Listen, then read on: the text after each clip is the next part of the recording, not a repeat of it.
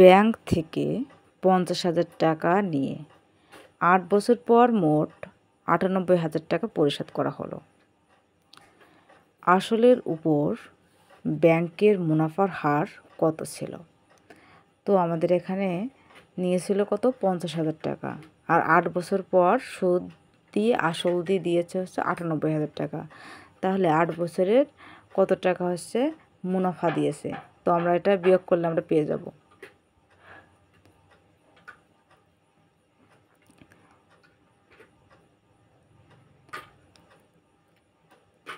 মুনাফার হার বের করব, 8 বছরের মুনাফার হার।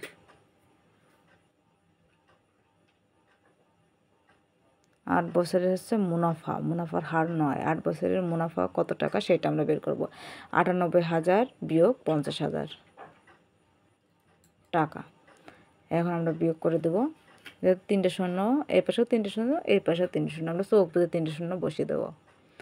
এখন এই যে শূন্য, নিচে শূন্য, আর উপরে হচ্ছে কত? 8। তাহলে 8 বসে দেবে। 5,000 কত হলে 9 সমান দেয় 4 হলে। তাহলে কত টাকা হয়েছে? 48,000 টাকা। এখন 8 বছরের মুনাফা হয়, 8 বছরের মুনাফা হয়েছে কত? 48,000 টাকা। তাহলে 1 বছরের মুনাফা কত টাকা হয়েছিল সেটা আমরা আগে বের করে নেব। তাহলে 48,000 বাই 8, আমরা যদি এখানে কাটাকাটি করি, 8 একে 8, 6 8টা 48। তাহলে 1 বছরের মুনাফা দিয়েছে কত?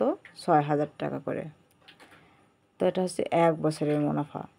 তো আমরা এখন কি চেয়েছে? ব্যাংকের উপর কত টাকা হচ্ছে মুনাফার হার ছিল।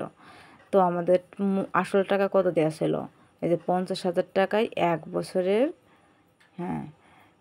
মুনাফার হার কত ছিল আমাদের উত্তরে দিতে হবে। তাহলে 50,000 টাকায় 1 বছরের মুনাফা হচ্ছে 6,000 টাকা।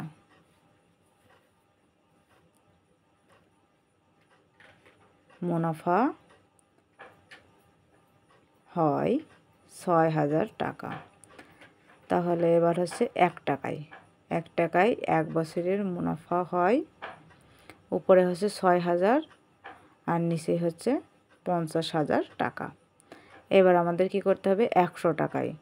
অতএব 100 টাকায় 1 বছরের মুনাফা হয়, তাহলে উপরে হচ্ছে 6,000 গুণ 100 আর নিচে হচ্ছে 50,000।